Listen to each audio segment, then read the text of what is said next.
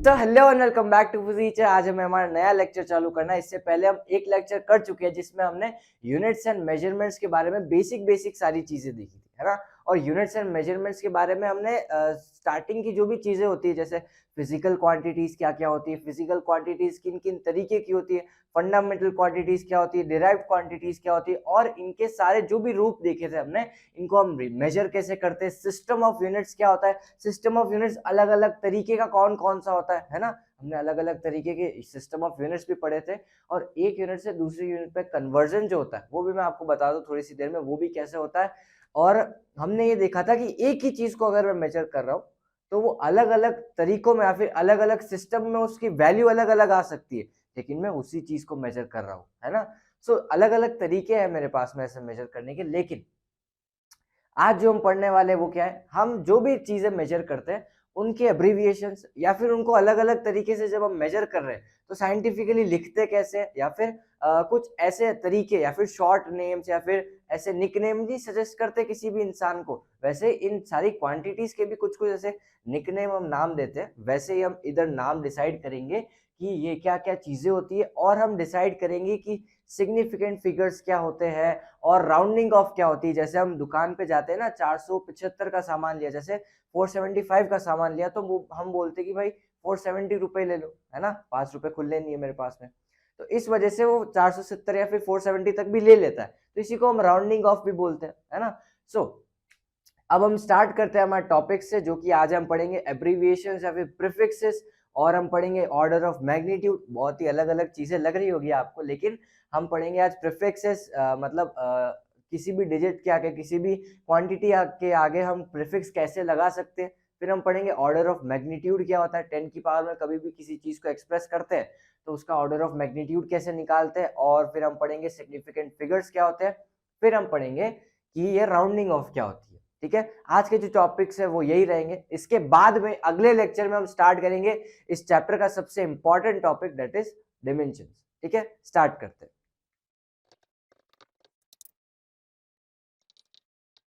तो पहला टॉपिक है हमारे पास में, prefixes used with the power of 10। अगर मेरे पास में 10 की पावर में कुछ ऐसी चीजें आती है तो मैं उनके प्रीफिक्स में क्या लिख सकता हूँ। सपोज करो, मैं एग्जांपल लेता हूँ, इसका मतलब क्या, पहली बात तो वो समझते हैं। सपोज करो मेरे पास में आ गया 10 टू द पावर 6 न्यूटन। ठीक है, 10 टू द पावर 6 न्यूटन। अब बोलने में तो ऐसे मैं बोल सकता हूँ 10 टू द पावर 6 न्यूटन का मेरे पास में वैल्यू आ रही है, फोर्स की वैल्यू होती है, यूनिट होती है मेरे पास में न्यूटन, है ना। तो 10 टू द पावर 6 न्यूटन का मेरे पास में फोर्स आया। तो मैं अगर बड़ी क्वांटिटी, मतलब इसको मैं ऐसे लिखूंगा तो ऐसे लिखूंगा ना, ऐसे ही लिखूंगा इसको न्यूमेरिकल फॉर्म में 10 टू द पावर 6 को एक्सपैंड करके। तो इसको मैं शॉर्ट फॉर्म में ऐसे बोलने में या लैंग्वेज फॉर्म में कैसे लिख सकता हूं, मैं इसको बोल सकता हूं कि ये है मेगा न्यूटन, 1 मेगा न्यूटन। मतलब क्या हुआ, मैंने 10 टू दी पावर 6 को क्या बोल दिया, मेगा बोल दिया। इस वजह से मेरे पास में एक शॉर्ट फॉर्म में आ गया, बोल दिया 1 मेगा न्यूटन। उसको समझ में आ गया भाई कि 10 टू दी पावर 6 न्यूटन है, आई बात समझ में। तो ऐसे ही मेरे पास में बहुत अलग अलग तरीके के प्रीफिक्स होते हैं, वो हम समझते कि कौन कौन से होते हैं। टोटल मेरे पास में ऊपर में 6 है और नीचे में 6। देखो कैसे है। सबसे पहले तो आता है मेरे पास में 10 टू दी पावर 1। ठीक है, फिर आता है मेरे पास में 10 टू दी पावर 2, फिर आता है 10 टू द पावर 3, फिर आता है 10 टू द पावर 6, फिर आता है 10 टू द पावर 9, फिर आता है 10 टू द पावर 12, और फिर आता है 10 टू द पावर 15। ऐसे ही नीचे भी चलता है 10 to the power -1, 10 to the power -2, 10 to the power -3, 10 to the power -6, 10 to the power -9, 10 to the power -12, 10 to the power -15, ऐसे। ठीक है, और भी ऊपर होते हैं 18, 21, 24 ऐसे भी होते हैं, लेकिन हम 15 तक ही पढ़ रहे हैं, है ना। तो मैं इसको 10 टू द पावर 1 को क्या बोलता हूं, 10 टू द पावर 1 को मैं बोलता हूं डेका। ठीक है, 10 टू द पावर 1 को मैं डेका बोल सकता हूं, और 10 टू द पावर 2 को मैं बोलता हूं हेप्टो। ठीक है, sorry, hecto. 10 to the power 3 को मैं बोलता हूं किलो। 10 टू द पावर 6 के मैं प्रीफिक्स लगाता हूं मेगा। 10 टू द पावर 9 में मैं लगाता हूं गीगा। 10 टू द पावर 12 में मैं लगाता हूं टेरा, और 10 टू द पावर 15 में मैं लगाता हूं पेटा। ठीक है, ऐसे प्रीफिक्स होते हैं मेरे पास में। फिर मैं लगाता हूं 10 टू द पावर -1 में डेसी, 10 टू द पावर -2 में सेंटी, 10 टू द पावर -3 में मिली, 10 टू द पावर -6 में माइक्रो, 10 टू द पावर -9 में नैनो, 10 टू द पावर -15 में पिकोमीटर, सॉरी पिको, और 10 टू द पावर -15 में फेम्टो। ठीक है, तो ऐसे मेरे पास में प्रीफिक्स होते हैं। इसका मतलब क्या, अगर मेरे पास में मान लो आ गया 10 टू द पावर -15 मीटर्स, ठीक है, तो मैं इसको क्या लिख सकता हूं, अगर मैं 10 टू द पावर 15 को कंसीडर करूं तो इसका प्रीफिक्स क्या है, फेम्टो है ना, तो मैं 10 टू द पावर 15 की जगह क्या लिख सकता हूं, फेम्टोमीटर। ठीक है, तो 1 फेम्टोमीटर इज इक्वल टू कितना, 10 टू द पावर -15 मीटर्स। ऐसी अलग अलग यूनिट में, किलोग्राम, या फिर मैं मास की भी यूनिट ले रहा हूं, या फिर मैं किसी और की भी यूनिट ले रहा हूं, तो मैं उसको ऐसे ऐसे कंसीडर कर सकता हूं। आई बात समझ में आता है? तो चलो आगे बढ़ते हैं। सो ये ऑर्डर ऑफ मैग्नीट्यूड क्या होता है, अब इसको समझने के लिए एक छोटे, मतलब मैं एक पाथवे बना रहा हूं आपके लिए, तो छोटा सा लिंक बना रहा हूं आपके लिए, वो समझना। सबसे पहले मैं एक नंबर लिखता हूं, मैंने नंबर लिखा मान लो 1 2 3, बहुत ही सिंपल सा नंबर है, मैंने क्या लिखा 1 2 3 मैंने नंबर लिखा। ठीक है, अब ऑर्डर ऑफ मैग्नीट्यूड की कुछ कंडीशन होती है निकालने की। सबसे पहले तो कंसीडर करो कि जो भी नंबर आपको गिवन है स्क्रीन पे, क्वेश्चन में जो भी नंबर गिवन है, उसमें क्या करो, इसका मतलब क्या है, उसमें क्या करना है, वो नंबर जो है वो 0.5 और 5 के बीच में होना चाहिए। 0.5 और 5 के बीच में होना चाहिए, अगर नहीं है तो उसको कन्वर्ट करो। कन्वर्ट कैसे करोगे वो मैं बताता हूं आपको। सबसे पहले तो इस नंबर को देखो 1 2 3, क्या है 0.5 और 5 के बीच में है, नहीं है, तो इसको कन्वर्ट करेंगे कैसे। सबसे पहले देखो, इसको मैं क्या 1.23 लिख सकता हूँ, इसको मैं क्या 0.123 लिख सकता हूँ, इसको क्या मैं 112.3 लिख सकता हूँ, ऐसे ऐसे लिख सकता हूँ ना मैं, पॉइंट लगा के। भले ही मैं इसके आगे 10 टू द पावर 2 लिख के लिख दूं, इसके मैं आगे 10 टू द पावर 3 लिख के लिख दूं, इसके आगे मैं 10 टू द पावर 1 लिख के लिख दूं, आंसर तो सेम आएगा ना। बात तो मान रहे हो ना मेरी? चलो ठीक है, तो 1.23 मेरे पास में आया, 0.123 आया और 12.3 आया। आई बात समझ में आता? तो मैं क्या कर रहा हूं, देखो सबसे पहले कौन सा नंबर 0.5 और 5 के बीच में है। क्या ये 0.5 और 5 के बीच में? नहीं है, 0.5 से छोटा है। क्या ये 12.3 0.5 और 5 के बीच में? नहीं, 5 से बड़ा है ना। बीच में कौन है? 1.23। हमेशा जो भी नंबर आपको गिवन है उसको 0.5 और 5 के बीच में कन्वर्ट करने की कोशिश करो। 123 0.5 और 5 के बीच में कन्वर्ट होके कैसे आया? 1.23 इंटू 10 टू द पावर 2। इसको सॉल्व करो, वापस से 123 आ जाएगा। आई बात समझ में? चलो मैंने कन्वर्ट तो कर दिया। अब कन्वर्ट करके क्या करना है, ऑर्डर ऑफ मैग्नीट्यूड देखना है। ऑर्डर ऑफ मैग्नीट्यूड देगा आपको ये 10 की पावर, बहुत ही सिंपल सा है ना। 10 की पावर में जितनी भी डिजिट आई आपके पास में 0.5 और 5 में कन्वर्ट करने के बाद में, वो आपका ऑर्डर ऑफ मैग्नीट्यूड हो जाएगा। दूसरी डिजिट लेते हैं, चलो मैंने ली मान लो डिजिट 0.12, ठीक है 0.12। क्या ये डिजिट मेरे पास में 0.5 और 5 के बीच में है? नहीं है ना। तो अगर मैं इसको 0.5 और 5 के बीच में कन्वर्ट करूंगा तो मेरे को इस पॉइंट को यहाँ पे लाना पड़ेगा। आई बात समझ में? तो इस पॉइंट को यहाँ पे लाऊंगा तो मेरे को एक 10 से मल्टीप्लाई करना पड़ेगा, और जाहिर सी बात है 10 से डिवाइड भी करना पड़ेगा। तो ये बना 1.2 इंटू 10 टू द पावर -1। तो इसका ऑर्डर ऑफ मैग्नीट्यूड कितना आया? -1। और अलग डिजिट लेते हैं हम, अलग अलग तरीके से निकालते हैं। 124, और मेरे पास में आ गई 563, और मेरे पास में आ गई 72349, और मेरे पास में आ गई और मेरे पास में आ गई डिजिट 725। फिर मेरे पास में आया 154। फिर मेरे पास में आया 0.00000021। ठीक है, अब इन सबका ऑर्डर ऑफ मैग्नीट्यूड निकालना है। सबसे पहले तो इसको कन्वर्ट करते हैं, ये होगा 1.24 इंटू 10 टू द पावर 2। ठीक है, इसका ऑर्डर ऑफ मैग्नीट्यूड 2। इसको कन्वर्ट करेंगे, ये कितना होगा 0.563। 563 भी लिख सकते थे, लेकिन वो 5 से बड़ा हो जाता है ना, इस वजह से उसको नहीं लिखा। तो ये कितना होगा 10 टू द पावर 3, तो इसका ऑर्डर ऑफ मैग्नीट्यूड 3। ये होगा 0.7, याद है ना 5 से छोटा रखता है। 2349 इंटू 10 टू द पावर 5, 1 2 3 4 5। तो इसका ऑर्डर ऑफ मैग्नीट्यूड 5। इसको रखेंगे 725 इंटू 10 टू द पावर 3, इसका ऑर्डर ऑफ मैग्नीट्यूड 3।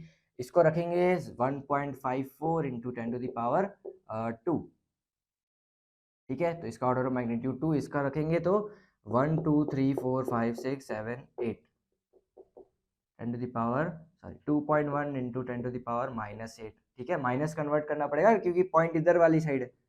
ठीक है, तो इसको लिखेंगे, इसका ऑर्डर ऑफ मैग्नीट्यूड कितना होगा -8। तो यहाँ तक मुझे समझ में आया कि इसका ऑर्डर ऑफ मैग्नीट्यूड कैसे निकालते। बहुत ही सिंपल सा था लेकिन कॉन्सेप्चुअल था, क्योंकि इसको 0.5 और 5 के बीच में रखना है। अगर आपके पास में ये आया तो इसमें एक और पॉइंट पीछे करना पड़ेगा। आप ऐसे 7.2349 भी लिख सकते हो, लेकिन वो 0.5 और 5 के बीच में नहीं है ना। तो इस वजह से इसको हमें 0.5 और 5 के बीच में कन्वर्ट करना पड़ेगा, ताकि मेरे पास में इसका ऑर्डर ऑफ मैग्नीट्यूड आ सके। 10 की पावर में जितने भी डिजिट्स आ जाए वो क्या होगा, फिर ऑर्डर ऑफ मैग्नीट्यूड हो जाएगा। सिंपल सा था। चलो आगे बढ़ते हैं। अगला टॉपिक है हमारे पास में सिग्निफिकेंट फिगर्स। अब सिग्निफिकेंट फिगर्स होते क्या, मैं आपके पास में 3-4 डिजिट्स लिखता हूँ, 1 2 3 1.23 7 6.73 126 1200 700। मान लो मैंने किसी भी चीज को मेजर किया, मैंने इनकी एक्यूरेसी मेजर करी, या फिर मैंने किसी भी चीज को मेजर किया, तो मेरे को उस चीज को मेजर करने के लिए, किसी भी क्वांटिटी को मेजर करने के बाद में मेरे पास में कुछ डिजिट्स आएगी या फिर उसके कुछ मेजरमेंट्स आएंगे।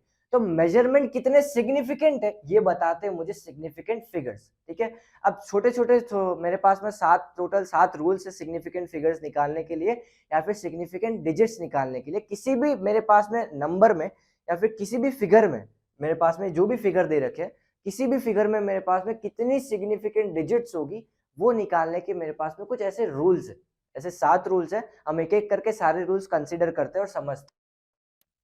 सबसे पहला रूल है, ये तो बहुत ही कॉमन सेंस वाला रूल है कि all the non zero digits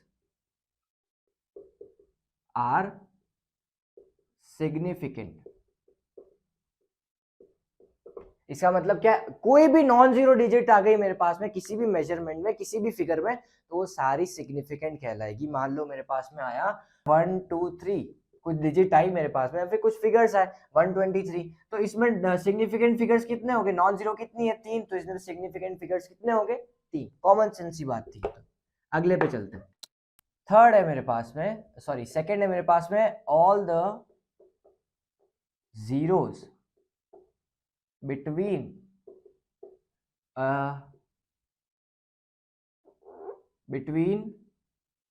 two non-zero digits are significant।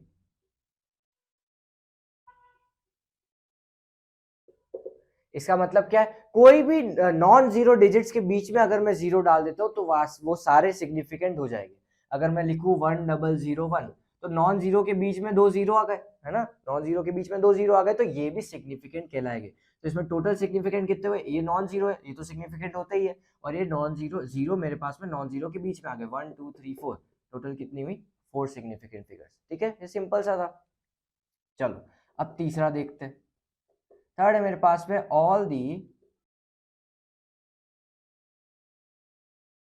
Third point है मेरे पास में कि all the zeros to the right of a non zero digit without any decimal are not significant. इसका मतलब क्या है, मैं ऐसा फिगर लिखता हूँ 6700, लिख दिया मैंने 6700, या फिर कुछ भी 120 लिख देता हूँ, तो ये नॉन जीरो के बाद में एक जीरो आ रहा है ना, और इधर डेसिमल पॉइंट नहीं है, तो ये जो जीरोस हो गए वो काउंट नहीं हो गए, या फिर वो सिग्निफिकेंट फिगर्स नहीं कहलाएंगे। तो इसमें कितने हुए 2, और इसमें भी कितने हुए 2 हुए।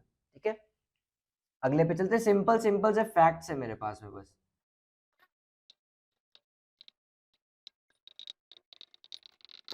अगला पॉइंट क्या है, all the zeros to the left of an understood decimal point after a non zero digit are significant. इसका मतलब क्या है, अगर मेरे पास में एक नॉन जीरो डिजिट आ गई, उसके बाद में जीरोस आ रहे, उसके बाद में एक डेसिमल पॉइंट आ रहा है, तो ये सारे जीरोस क्या हो गए, सिग्निफिकेंट हो गए। देखो सब, इसका मतलब क्या है इस लाइन का, कि लेफ्ट एक अंडरस्टूड डेसिमल पॉइंट के लेफ्ट में और after a non zero digit are significant, तो ये सिग्निफिकेंट हो गए।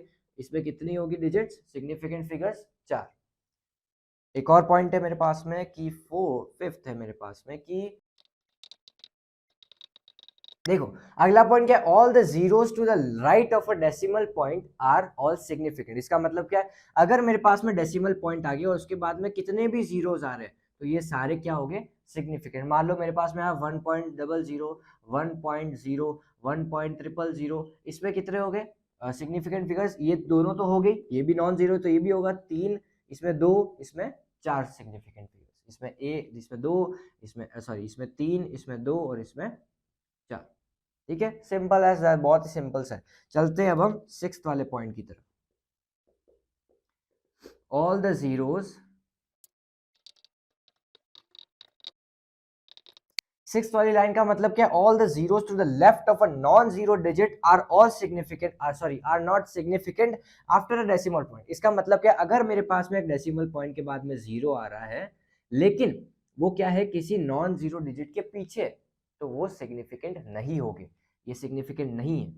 ठीक है, खाली इसमें एक सिग्निफिकेंट फिगर है। आई बात समझ में आता तक? एक चलते एक लास्ट टॉपिक की तरफ या फिर एक लास्ट पॉइंट की तरफ, दैट इज 7 पॉइंट सिग्निफिकेंट। इसका मतलब क्या, अगर मैं सिस्टम ऑफ यूनिट्स चेंज करता हूं तो सिग्निफिकेंट फिगर्स चेंज नहीं होते। देखो अगर मैं मान लो डिसाइड करता हूं 17 सेंटीमीटर, 17 सेंटीमीटर मैंने एक फिगर बोला, तो इसमें सिग्निफिकेंट फिगर्स कितने हैं, 1 2, दैट इज 2, है ना। और अगर मैं इसको कन्वर्ट कर देता हूँ मीटर में, 0.17 मीटर, इसमें भी कितने हो गए, 2। ठीक है, और आगे मैं कन्वर्ट करता हूँ किलोमीटर्स में, तो 0.0010⁻³ है ना।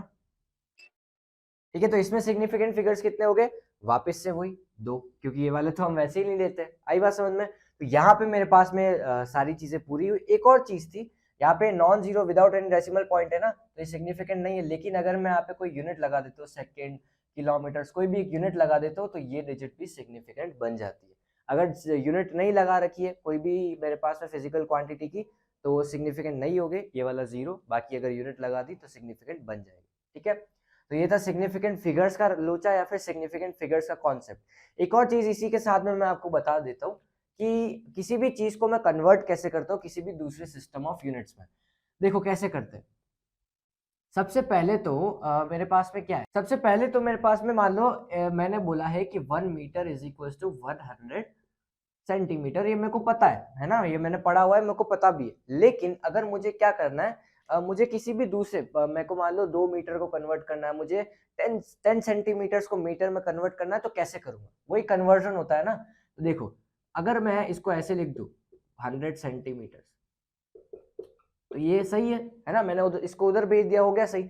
अब क्या हुआ, अगर मेरे को मीटर में कन्वर्ट करना हो, देखो बात क्या हो रही है, अगर मेरे पास में 2 यूनिट्स है ना, मीटर और सेंटीमीटर।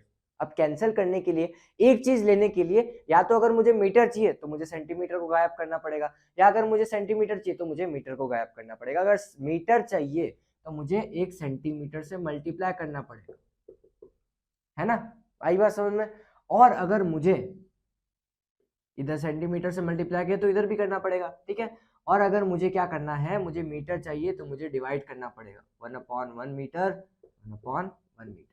ठीक है, कितने भी मीटर, 2 मीटर को भी कन्वर्ट करना तो 2 से मल्टीप्लाई डिवाइड करता, 2 से 3 चाहिए होता तो 3 से मल्टीप्लाई डिवाइड करता। बहुत ही सिंपल सी चीज है। तो अगर मुझे कन्वर्ट करना है तो मैं जो भी यूनिट का कन्वर्जन है वो एक बार लिख देता हूँ, और मैं उसको एक बार साइड में कर देता हूँ, सारी चीजों को, जो भी यूनिट चाहिए उसको रखो, बाकी को हटाओ, कैसे, मल्टीप्लाई डिवाइड करके। आई बात समझ में? चलो आगे बढ़ते हैं।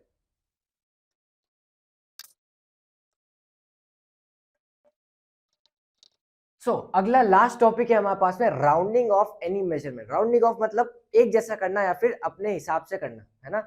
अब मेजरमेंट मेरे पास में बहुत अलग अलग क्वांटिटीज में, मान लो मेरे पास में 10/3 आ गया, तो मैं क्या लिखूंगा, 3.33 समथिंग बार, मतलब आगे चलता जाएगा। तो इतना बड़ा लंबा कौन लिखेगा, मैं एक सिंपल सा फॉर्म लिख दूं छोटा सा, ताकि समझ में भी आ जाए।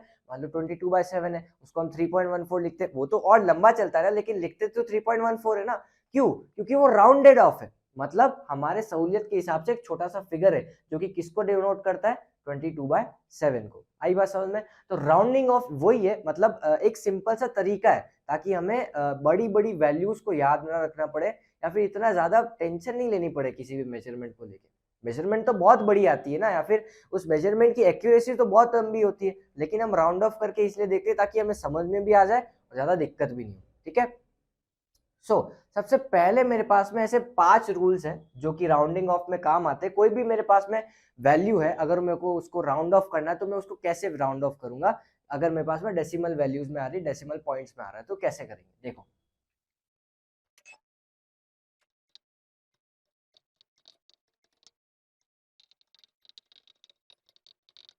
देखो भाई, दो रूल्स है मेरे पास से। सबसे पहले कि अगर डिजिट जो कि राउंडेड ऑफ होने वाली है वो अगर 5 से बड़ी है तो इसके पहले वाली को 1 से बढ़ा दो, अगर वो 5 से छोटी है तो उसको मत बढ़ाओ पहले वाली। इसका मतलब क्या है सबसे पहले समझते हैं।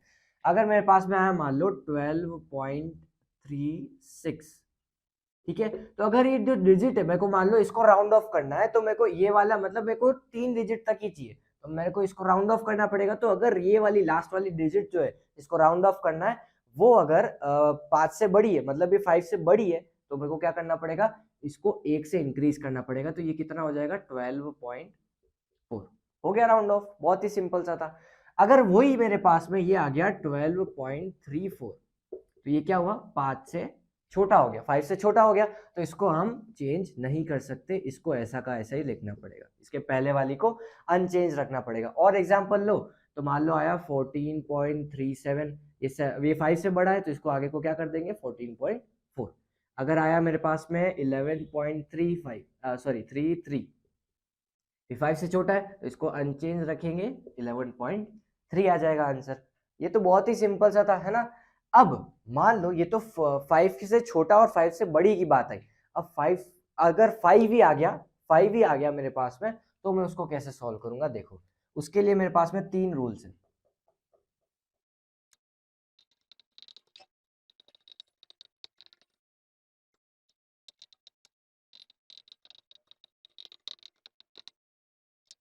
देखो भाई, टोटल मेरे पास में ऐसे 5 रूल्स है ना। 4 तो हमने लिख दिए, इसमें 2 रूल्स छुपे हुए, तो हमने 2 तो पढ़ लिया। अगर 5 से बड़ी है या फिर जो राउंड ऑफ करना है वो 5 से बड़ा है तो पहले वाले को 1 से बढ़ा दो, अगर 5 से छोटा है तो पहले वाले को वैसा का वैसा रहने दो। अगर वो 5 है, 5 ही है, मान लो मेरे पास में आया एक डिजिट आई 12.35 लेते हैं अब अपन, है ना। तो अगर मुझे इसको राउंड ऑफ करना है तो इसको ध्यान से देखो, अगर ये जो प्रेसीडिंग डिजिट है वो ऑड है, अगर ये जो प्रेसीडिंग डिजिट है वो ऑड है तो इसको बढ़ा दो 1 से, अगर वो इवन है तो उसको वैसा का वैसा रहने दो। 25 आया मेरे पास में, अगर ऐसा देखो, अगर इवन ऑड है तो इसको बढ़ा दो, ये क्या हो जाएगा 12.4, ठीक है। और अगर ये इवन है तो इसको बढ़ा दो, कुछ नहीं करना है, इसको बढ़ाना नहीं है, ठीक है। तो अगर ये इवन आ गई पहले वाली डिजिट, अगर 5 आ रहा है बाद में और पहले वाली इवन है तो उसको वैसा का वैसा रहने दो, और अगर ऑड है तो 1 से बढ़ा दो। बहुत ही सिंपल सा है ये तो, ठीक है। चलो अब मुझे क्या करना है, 12.354 आ गया, मुझे इसको वापस से राउंड ऑफ करना है ना। तो क्या होगा, अगर देखो नॉन जीरो डिजिट आगे आ रही तो इसको वैसे ही 1 बढ़ा दो, 12.4, ठीक है। क्या बोल रहा है ये लास्ट वाला रूल, अगर digit to be dropped is 5 followed by any non zero digit, non zero digit आ गई तो इसको क्या कर दो, 1 से बढ़ा दो, तो ठीक है। तो ये मेरे पास में कुछ रूल्स है जिससे हम राउंड ऑफ कर सकते हैं। टोटल मेरे पास में 5 रूल्स है, इसमें मेरे पास में 2 रूल्स छुपे हुए। तो हमने पढ़ा कि अगर 5 से बड़ा है तो पहले वाले को 1 से बढ़ा दो, अगर 5 से छोटा है तो वैसा का वैसा रहने दो, अगर 5 ही है तो पहले वाला अगर इवन है तो वैसा का वैसा रहने दो, ऑड है तो 1 से बढ़ा दो, और अगर 5 के आगे कुछ ऐसी डिजिट्स है नॉन जीरो जो की है और अगर पीछे वाली डिजिट को राउंड ऑफ करना है तो 1 से बढ़ा देना, ठीक है। आई बात समझ में। तो यहाँ तक मेरे पास में कुछ कुछ टॉपिक्स खत्म हुए। जो भी हमने पढ़ा, प्रीफिक्सेस पढ़े, ऑर्डर ऑफ मैग्नीट्यूड पढ़ा, राउंडिंग ऑफ पढ़ा, सिग्निफिकेंट फिगर्स पढ़ा। अगले लेक्चर में हम स्टार्ट करेंगे units and dimension, units and measurement का सबसे important topic, that is dimensions, ठीक है। डिमेंशंस बहुत ही इंपॉर्टेंट है इस लेक्चर में या फिर इस चैप्टर के अंदर, बहुत ही इंपॉर्टेंट, मतलब बहुत ही इंपॉर्टेंट। क्यों? क्योंकि ये जो डिमेंशंस का टॉपिक है वो अगले साल या फिर ऐसा समझ लो कि बहुत ही अच्छे से काम आने वाला है। ये वाला टॉपिक आपके हर चैप्टर में इसका रोल है। इसका मतलब ऐसा समझ लो कि ये जो टॉपिक है ना या फिर ये जो कॉन्सेप्ट है वो बहुत ही कॉन्सेप्चुअल और बहुत ही अच्छा सा टॉपिक है। ऐसा समझ लो कि हम इससे बिना किसी भी चीज के, बिना किसी भी कैलकुलेशन के, बिना किसी भी थ्योरी पढ़े हम किसी भी क्वांटिटी का फॉर्मूला निकाल सकते हैं। वो हम पढ़ेंगे एक्चुअल में जब हम इसका डिमेंशन वाला फॉर्मूला या फिर डिमेंशन वाली चीजें, सारी चीजें पढ़ेंगे। आई बात समझ में। अभी तक के लिए इतना ही था, यहाँ तक चलते हैं अब हम, पढ़ाई करते रहो, ठीक है। Bye bye.